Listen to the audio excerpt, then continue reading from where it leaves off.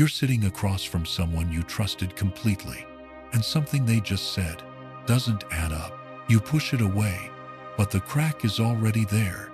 A slight shift in their eyes, a detail that suddenly changes the story. You brush it off because you need to believe them.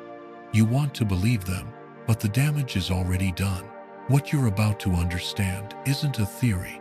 It's a pattern, one that repeats across different people, different years, different relationships. Once you see it, you can't unsee it. You're going to realize why the people who hold your deepest trust are always the ones who end up breaking it, and why you keep finding yourself in the exact same chair, watching the exact same mask slip from a completely different face. Most people won't stay for what I'm about to say.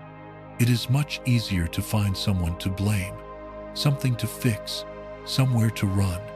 But you're still here, so let's go deeper than most people are willing to go. Think about the person you put on a pedestal, the one you thought had it all figured out. Maybe it was a mentor who seemed unfazed by the world. Maybe it was a partner who promised they would never be like the last one.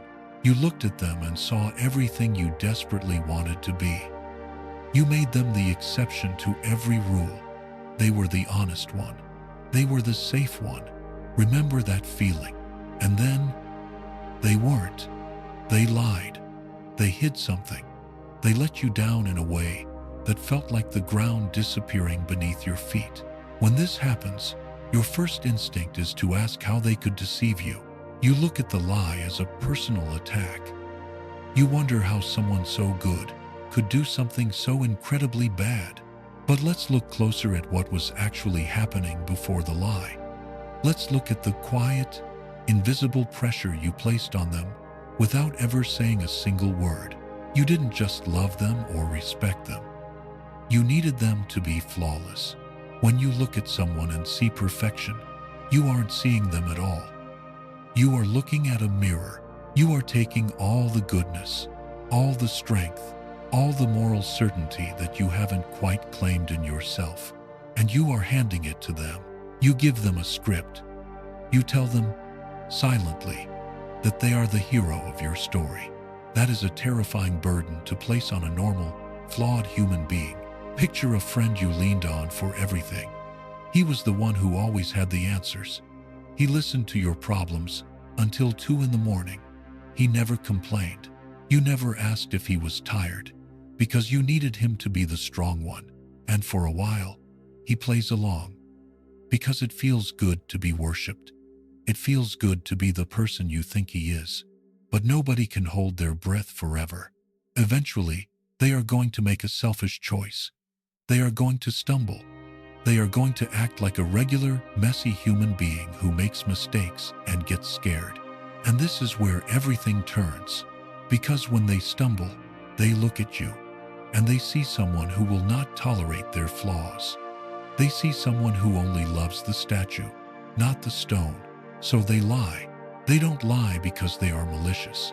They lie because they are terrified of losing the pedestal you built for them. The biggest betrayal wasn't that they lied about who they were. The biggest betrayal was that you refused to see who they were right from the very start.